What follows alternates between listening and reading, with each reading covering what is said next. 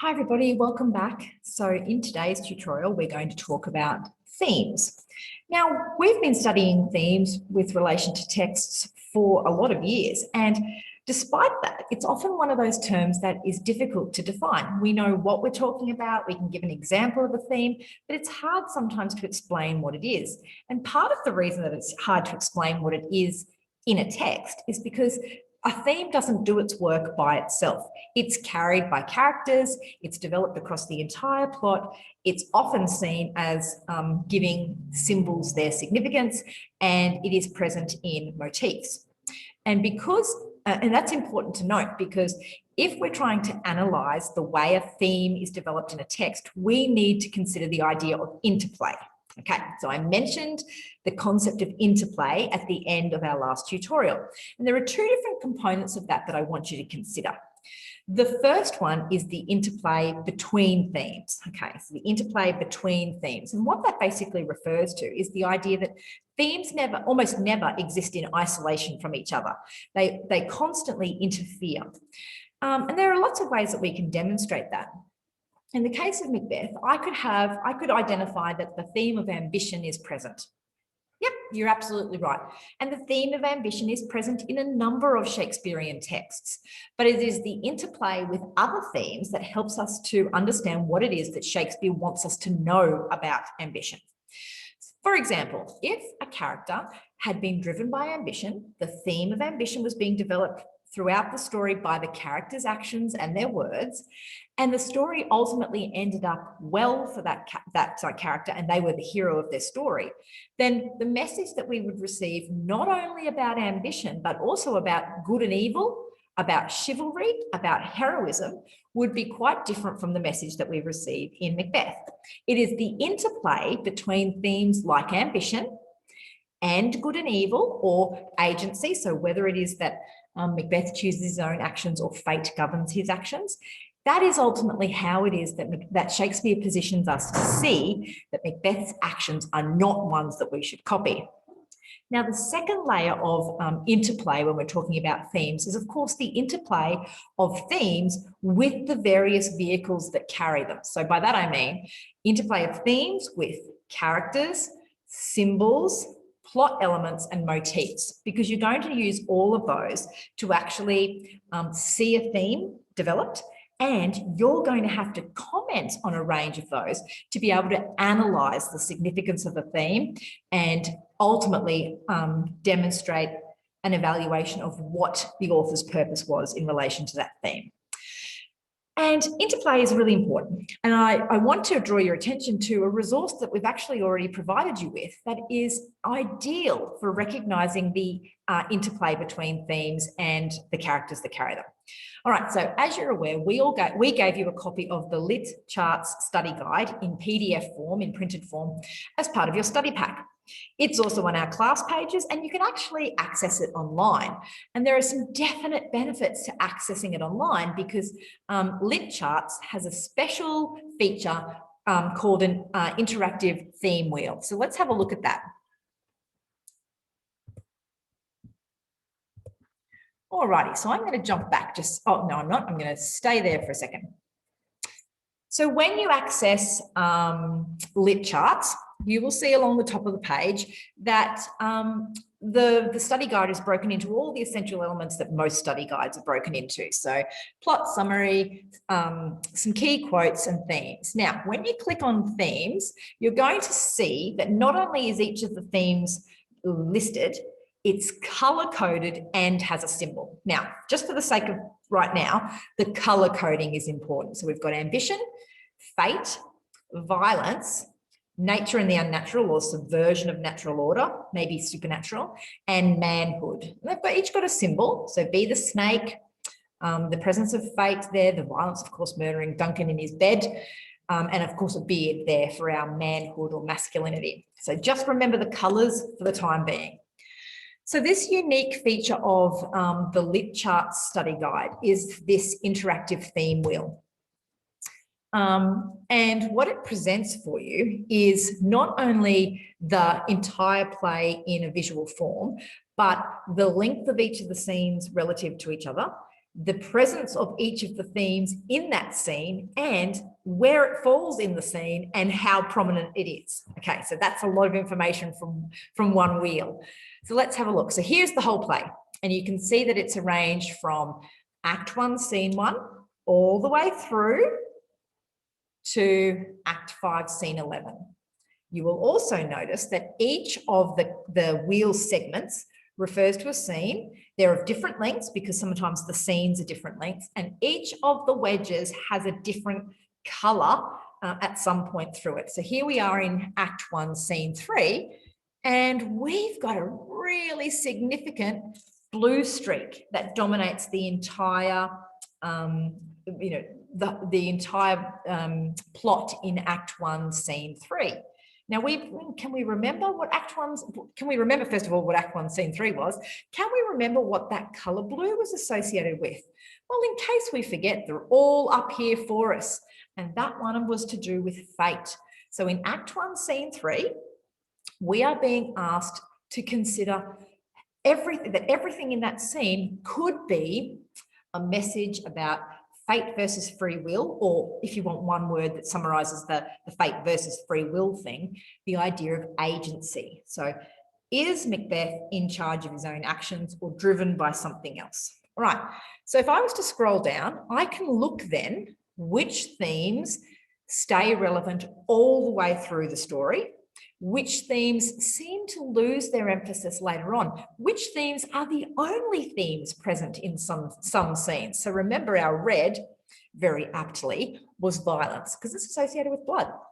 And even just looking at the wheel from a distance without clicking on anything, we can see that red features all the way through.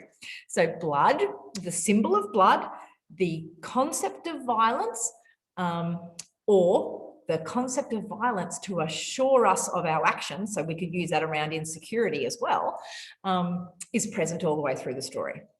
Now, if you weren't really sure, like, oh, what's Act 3, Scene 3? If you click on here, it will actually provide you with a brief summary. The two murderers arrive. Ah, yes, that's right. But you can read a more detailed summary, and it will actually break down the theme, the whole scene, by theme throughout that for each of the scenes. Okay, so join LitCharts online, it's free. Access the theme wheel, and then as you're preparing, as you're sort of trying to get your head around the ways in which themes dominate certain scenes, do certain themes die off as characters die off? Do themes become more important as characters die off? That's how you actually explain interplay.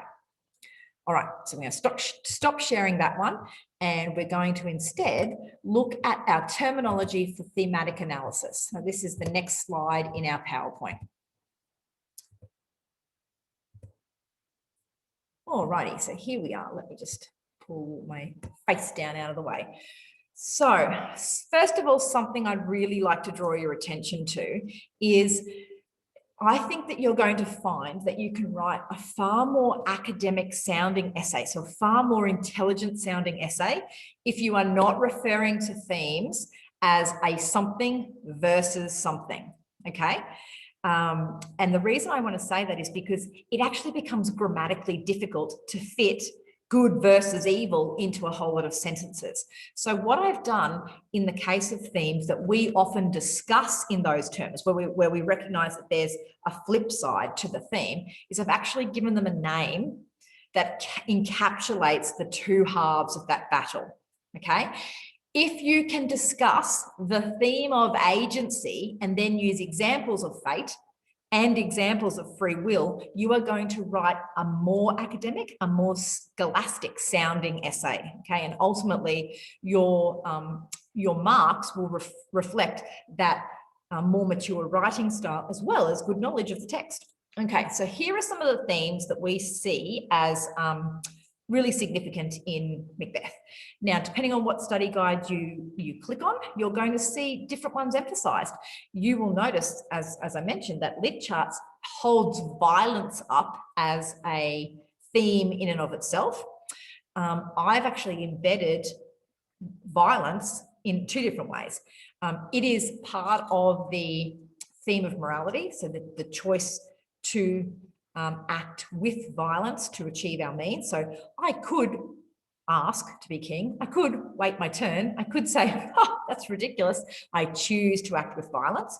So that's a representation of an evil in me, or an evil decision-making process, but it shows through violence. Does that make sense?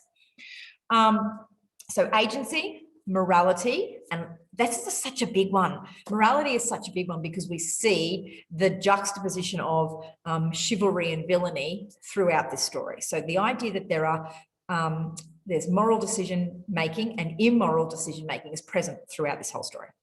The subversion of natural order. Okay, so we've talked about that a lot. If we have broken the great chain of being, so that the earth has been cut away from God because the king's the wrong king, then everything is going to be on its ear. And we hear references to that specifically in Act 2 as part of the rising action. Horses eating each other, falcons being attacked by owls, chimneys falling down, darkness blanketing the earth, even though it's supposed to be daytime.